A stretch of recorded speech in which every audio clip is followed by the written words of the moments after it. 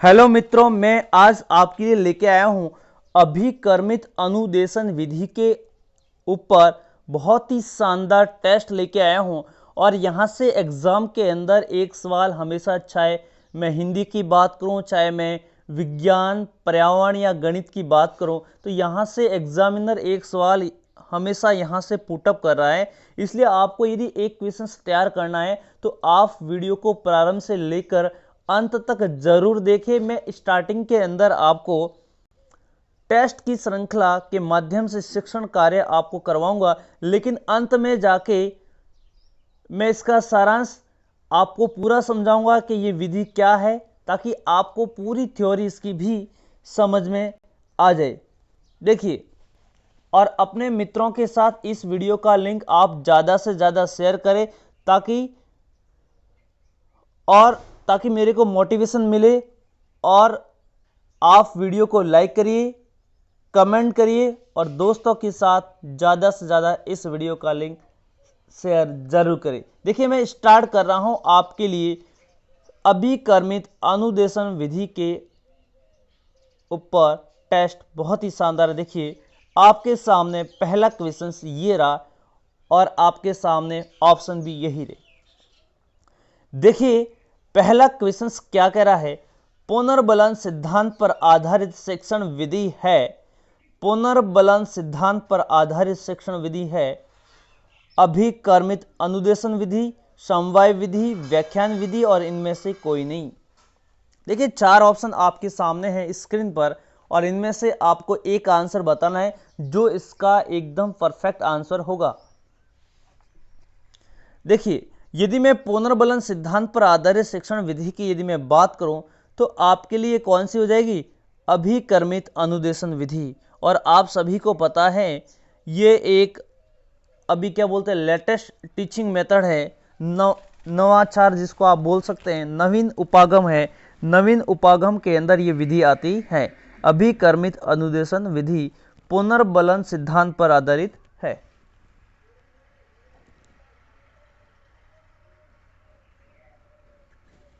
देखिए, आपके लिए अगला क्वेश्चन ये रहा, अभिकर्मित अनुदेशन शिक्षण विधि में प्रमुखता है। देखिए, ये क्या कहना चाह रहा है आपसे कि अभिकर्मित अनुदेशन शिक्षण विधि में प्रमुखता है छोटे पदों का सिद्धांत, तत्पर अनुक्रिया का सिद्धांत, तत्कालीन पुष्टि का सिद्धांत या उपरोक्त सभी। तो आपसे ये पूछना चाह रहा है कि अभिकर्मित अनुदेशन शिक्षण विधि का सिद्धांत क्या है, और ये आपके पास ऑप्शन रहे। तो यदि मैं इसकी बात करूं तो ये होता है, ये छोटे पदों का सिद्धांत भी होता है, तत्पर अनुक्रिया का सिद्धांत भी होता है और इसके अंतर्गत तत्कालीन पुष्टि का सिद्धांत भी होता है, जो मैं आपको वीडियो के अंत में बात करूंगा। देखिए, अगला सवाल आपके लिए ये रहा, अभिकर्मित अनुदेशन विधि का प्रयोग प्राचीन काल में सुकरात ने अपनी किस प्रणाली में किया था? देखिए, यहां से भी सवाल बन रहा है कि अभिकर्मित अनुदेशन विधि का प्रयोग प्राचीन काल में किसने किया? सुकरात ने किया। किसने किया? सुकरात ने किया था। तो यहां आपसे ये पूछ रहा है किस प्रणाली में किया? प्रश्नोत्तर, व्याख्या विधि, आगमन विधि या निगमन विधि। तो आपका जो जवाब क्या होगा, एक बार आप कमेंट बॉक्स में भी आप लिख सकते हैं। और आपके कितने सवाल सही होते हैं ये भी आपको कमेंट बॉक्स में एक बार जरूर लिखना है। तो सुकरात ने, आप सभी को पता है, प्रश्नोत्तर विधि के अंतर्गत दिया। ठीक है, अगला क्वेश्चन आपके लिए ये रहा, अभिकर्मित अनुदेशन विधि के प्रणेता कौन है जिन्होंने डॉक्टर प्रेसी के सहयोग से? देखिए, यहां से भी सवाल बन रहा है, क्योंकि मैं आपको क्वेश्चंस के माध्यम से ज्यादा शिक्षण कार्य करवाना चाह रहा, ताकि आधा जो बहुत सारे क्वेश्चंस है वो प्रश्न के अंदर भी मिल जाते हैं आपके। देखिए, तो ये कह रहा है जिन्होंने डॉक्टर प्रेसी के सहयोग से शिक्षा जगत को यह महान देय प्रदान की थी? बताइए। तो अभिकर्मित अनुदेशन विधि के प्रणेता कौन है? तो आपका जो जवाब होगा B.F. स्किनर। क्या जवाब है? B.F. स्किनर। ये आपका जवाब सही होगा। व्यवहारवादी हैं, सभी को पता है, क्योंकि सवाल अक्सर पूछ लेते हैं। ये सिद्धांत व्यवहारवादी पर आधारित हैं, ये भी आप थोड़ा सा ध्यान रख सकते हैं। देखिए, किस विधि में बालक को परिणाम तुरंत मिलने से अच्छी तरह से सीख जाते हैं? मतलब बढ़िया ढंग से वो सीख जाते हैं, यानी परिणाम इसके अंदर तुरंत मिल जाता है, जिसके कारण बालक बढ़िया ढंग से सीख जाता है, अच्छे ढंग से सीख जाता है। तो ये कौन सा? भाषा प्रयोगशाला विधि, प्रत्यक्ष विधि, प्रदर्शन विधि और अभिकर्मित अनुदेशन विधि। तो आपका जवाब क्या होगा मित्रों? एक बार आप कमेंट बॉक्स में लिखिए कि आपका जवाब क्या होगा। तो देखिए, यदि मैं बात करूं तो ये होता है मेरा अभिकर्मित अनुदेशन विधि। इस विधि में बालक को क्या होता है? परिणाम तुरंत मिल जाता है, जिसके कारण वह अच्छे ढंग से सीख पाता है। और ये मैंने आपको करवाया था, पुनर्बलन सिद्धांत पर भी आधारित है और प्रतिपुष्टि भी इसको तुरंत मिल जाती है, जो मैं आपको सिद्धांत के अंदर बताऊंगा। देखिए, रेखीय अभिकर्मित अनुदेशन विधि का प्रतिपादन 1954 में B.F. स्किनर ने किस सिद्धांत पर किया? देखिए, क्वेश्चंस ये पूछ रहे, आजकल मैं कह रहा हूं जितने भी क्वेश्चंस बनते हैं एग्जाम की दृष्टि से, सभी क्वेश्चंस मैं लेके आ जाता हूं, ताकि आपका जो एक पूरा मैटर है इस क्वेश्चंस के माध्यम से तैयार हो जाते हैं। देखिए, पहली बात तो कह रहा है रेखीय। यहां पर मुख्यतः यदि मैं बात करूं तो 3 टाइप के होते हैं। अभिकर्मित अनुदेशन मुख्यतः 3 टाइप के होते हैं, रेखीय, और एक तो आपका रेखीय होगा, एक होगा आपका क्या बोलते हैं शाखीय, और एक होता है अवरोही। ठीक है, ये मुख्यतः 3 बात होते हैं। 4 भी कई जगह लिखा हो सकता है, लेकिन अनुकूलनीय होता है, ठीक है, साइंस के अंदर, लेकिन वो मुख्यतः यदि मैं बात करूं तो 3 ही होते हैं।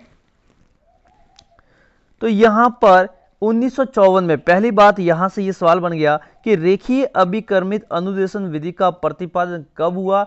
1954 में। किसने किया? B.F.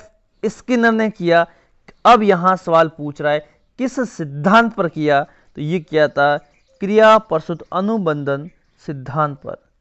क्रिया प्रसूत अनुबंधन सिद्धांत पर किया था।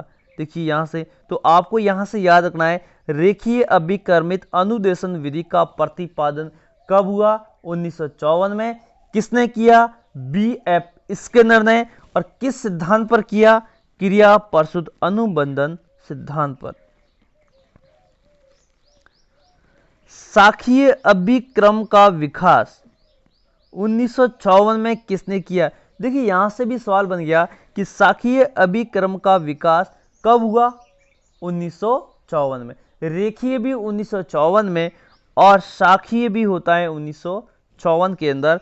तो यहां से आपके लिए सवाल बन गया B.F. Skinner, Norman a crowd, Thomas S Gilbert, और इनमें से कोई नहीं। तो आपका जवाब क्या होगा? और काफी मित्रों का जवाब भी आ गया होगा। तो इसका जो जवाब होगा नॉर्मन ए क्राउडर। नॉर्मन ए क्राउडर। शाखा, देखो शाखा बोलते हैं, शाखा बोलते हो, जो शाखा चलाते हैं वो शाखा होता है। आप शाखा कर दो, का यानी क्राउडर से आप याद रख सकते हैं। किसी भी तरीके से आप एक बार दिमाग में इसको बिठा दीजिए, आपका जवाब सही होगा।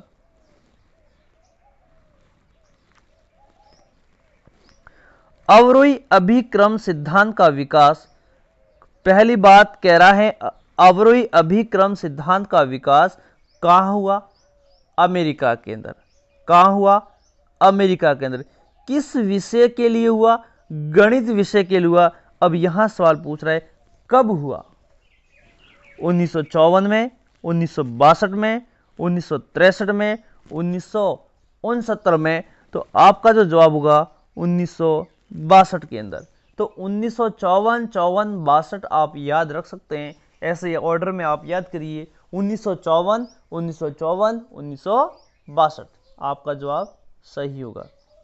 देखिए अगला सवाल ये कह रहा है भारत में अभिक्रमित शिक्षण का प्रारंभ कब हुआ। अब यहां से पूछ रहा है, वो तो अमेरिका के अंदर हुआ था, अब ये पूछ रहा है भारत में कब हुआ। तो भारत में हुआ था 1904, ऑप्शन आपके पास है। तो इसका मैं आपको जवाब बता देता हूं, 1963 के अंदर, 1963। तो 4 डिजिट आपके पास निकल के आ गई, 1954, 1954, 1962 और यहां भारत में आ गया 1963 के अंदर। किस अभिकर्मित अनुदेशन को बहुरूपिया अनुदेशन भी कहते हैं। देखिए किस अभिकर्मित अनुदेशन को बहुरूपिया अनुदेशन भी कहते हैं। तो इसका जो जवाब होगा साखीय, रेखीय, अवरोही या कंप्यूटर। तो आपका जो जवाब यदि होगा, तो मैं बात कर रहा हूं, तो इसका यदि मैं जवाब यदि मैं बात करूं तो इसका आंसर होगा साखीय। क्या आंसर होगा? साखीय अभिकर्मित अनुदेशन।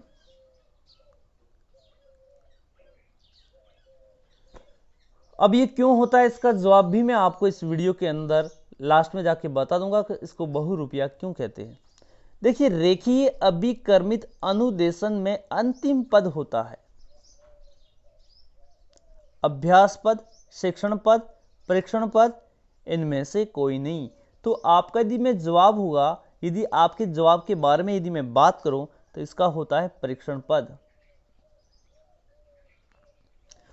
अभिकर्मित अधिगम की विशेषता है अनुदेशात्मक सामग्री को तार्किक क्रम में व्यवस्थित करना।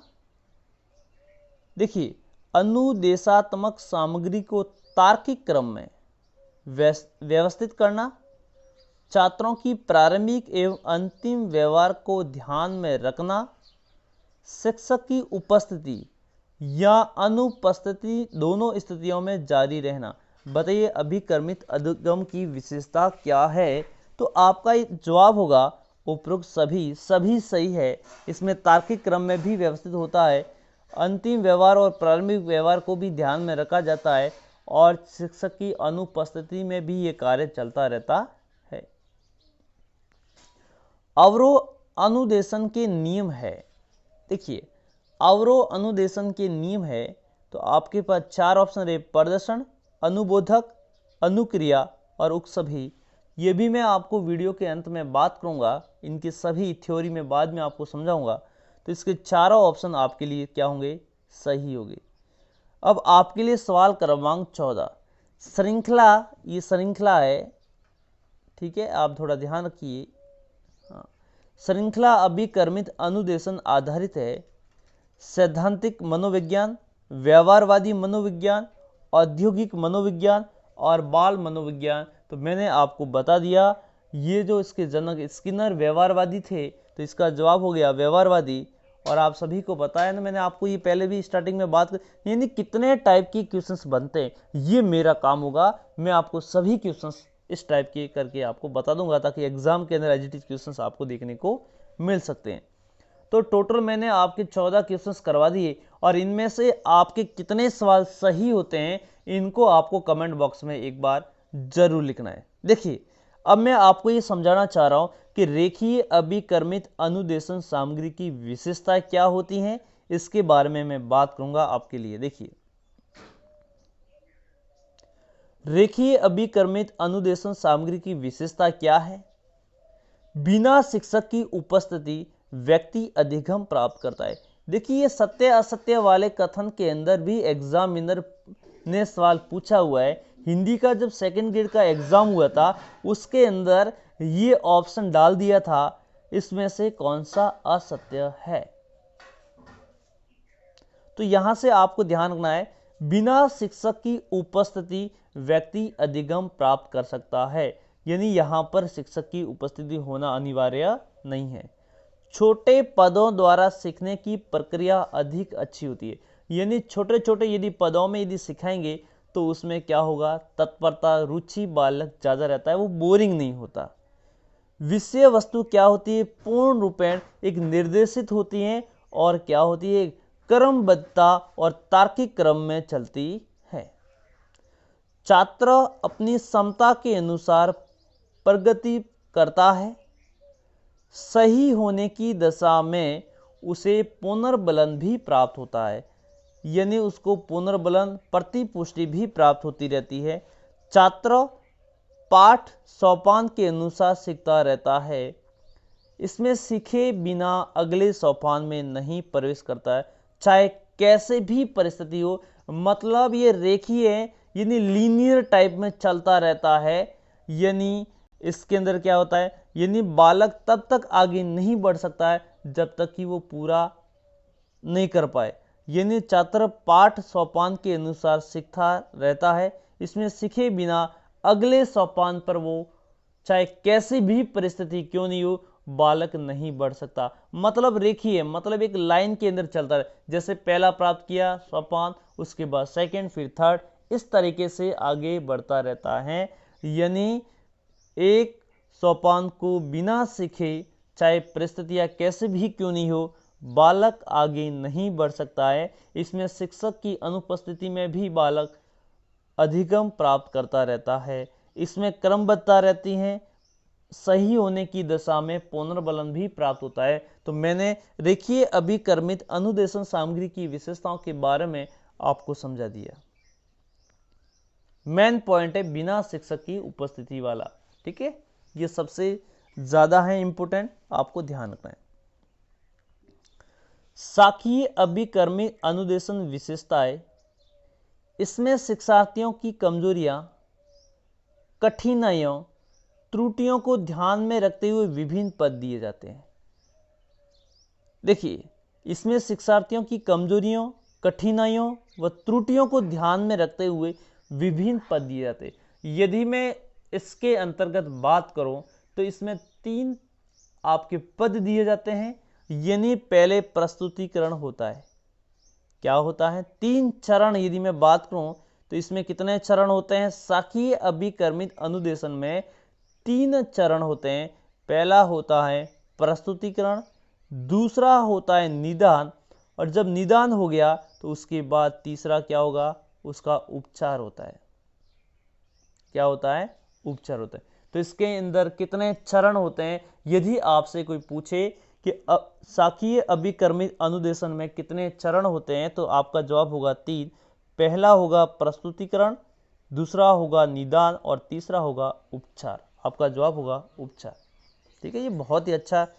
तो यहाँ पर जो अंतिम पद यदि मैं बात करूँ तो वो होता है उपचार। ठीक है, ये भी एग्जामिनर ने सवाल पूछा है।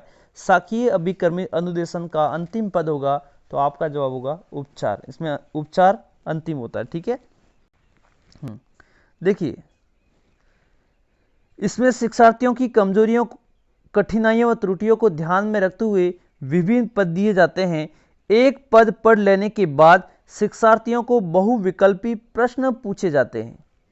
सही उत्तर आने पर शिक्षार्थी अगले पद की ओर बढ़ता है। यदि उत्तर सही नहीं है तो शिक्षार्थी को उपचारात्मक निर्देश दिए जाते हैं। ठीक है, इसमें मतलब शाखा के रूप में होता है।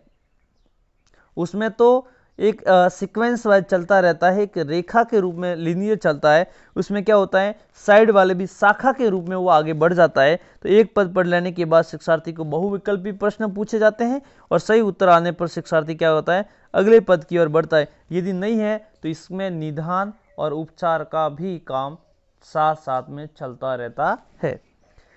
इसमें शिक्षार्थी अपनी सूझबूझ से अनुक्रिया का चुनाव करने के लिए स्वतंत्र होता है। क्या होता है? एक स्वतंत्र होता है। छात्रों को अपनी आवश्यकता होने पर किसी छात्रों को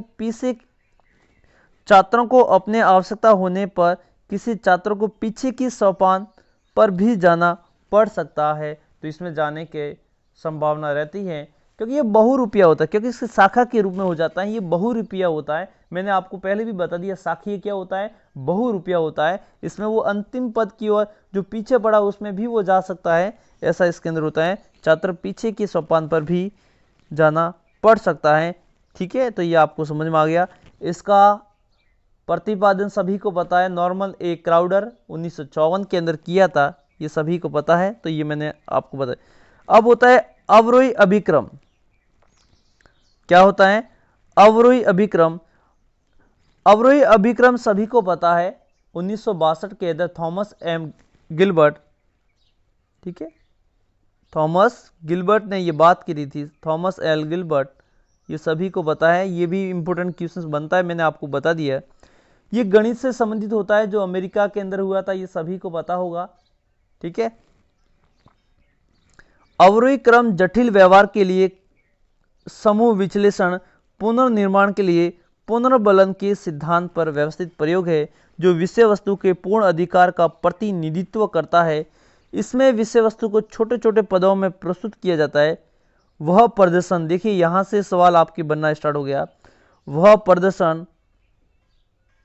अनुभव अनुक्रिया के आधार पर, किस पर?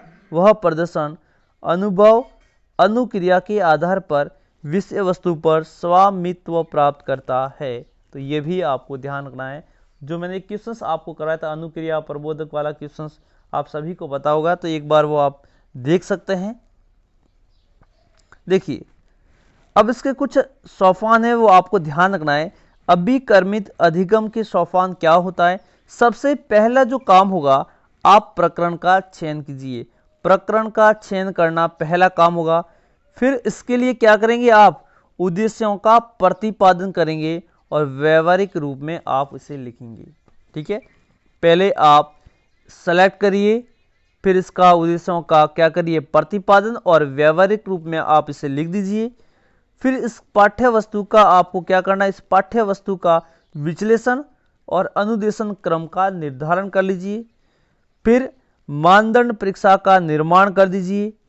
फिर अनुदेशन के प्रारूप का निर्धारण करना। फिर अभिकर्मित अनुदेशन के पदों को आप लिख दीजिए। फिर लास्ट में जाके हो जाएगा समूह पर जांचना या पदों की जांच करना, फिर निरीक्षण, और लास्ट में जाके हो जाएगा आपका मूल्यांकन। क्या हो जाएगा? मूल्यांकन।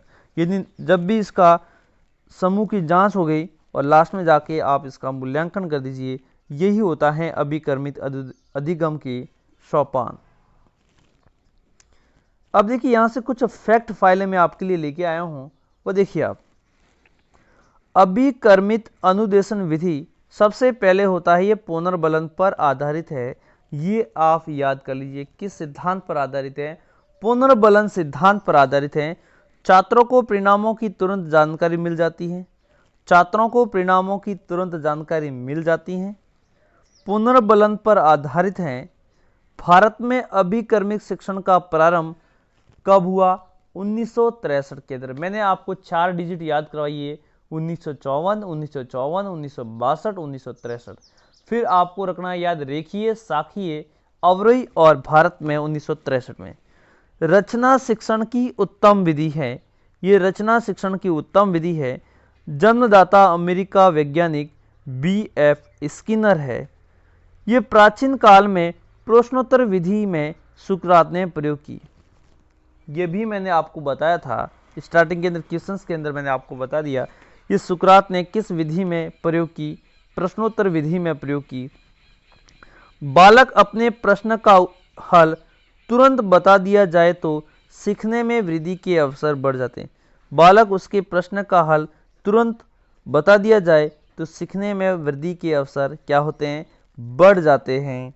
देखिए तो ये आपके लिए मैंने पूरा करवा दिया, जितने कुछ खास क्वेश्चंस बनते हैं। इसके अलावा और भी मैं आपके लिए कुछ, इसके अलावा अभिकर्मित अधिगम के जो सिद्धांत हैं उसकी यदि मैं बात करूं तो यहां से भी एग्जाम के एक सवाल पूछ लेते हैं। पहला आपको याद रखना है, अभिकर्मित अधिगम के टोटल कितने सिद्धांत हैं? तो इसके कुल कितने सिद्धांत दे रखे हैं? 5। इसके कुल कितने सिद्धांत हैं? 5। पहला होता है लघु पदों का सिद्धांत। इसमें क्या होता है? उसके छोटे छोटे पदों में उसको क्या कर दिया जाता है? विभक्त किया जाता है, ताकि बालक में रुचि पैदा होगी और सीखने में आसानी रहती है। तत्परता का अनुक्रिया का सिद्धांत, इसमें बालक क्या रहता है? तत्पर होकर सीखता है। तुरंत प्रतिपुष्टि का सिद्धांत, तो ये तो मैंने आपके लिए पहले भी बात कर दी। इसमें क्या होता है? तुरंत प्रतिपुष्टि मिलती है ताकि वो पुनर्बलन द्वारा सीखता रहे। स्वगति का सिद्धांत, बालक अपनी स्वगति के आधार पर सीखता रहता है। छात्र मूल्यांकन का सिद्धांत, अंतिम जाके इसमें क्या होता है, छात्र के मूल्यांकन भी हो जाता है, छात्र का मूल्यांकन भी हो जाता है। तो मैंने आपके लिए इतनी बात कर दी, और वास्तव में आपको वीडियो पसंद आ रहा है तो आप वीडियो को लाइक करिए, कमेंट करिए, और अपने दोस्तों के साथ इस वीडियो का लिंक आप ज़्यादा से ज़्यादा शेयर करना ना भूलें। देखिए, मैं आपके लिए इतनी मेहनत कर रहा हूं तो आप भी हमारे लिए इतनी तो मेहनत कर ही सकते हैं। अपने दोस्तों के साथ इस वीडियो का ज़्यादा से ज़्यादा आप लिंक शेयर करें, ताकि मैं, और 2 दिन से मैं एब्सेंट रहा, इसके लिए आपको सॉरी, क्योंकि थोड़ा पारिवारिक काम की वजह से मैं आपके लिए वीडियो नहीं बना सका। लेकिन मैं आपको अभी समय पर आपके लिए वीडियो में उपलब्ध करवाता रहूँगा। इसी के साथ आज का सेशन यही एंड होता है। धन्यवाद।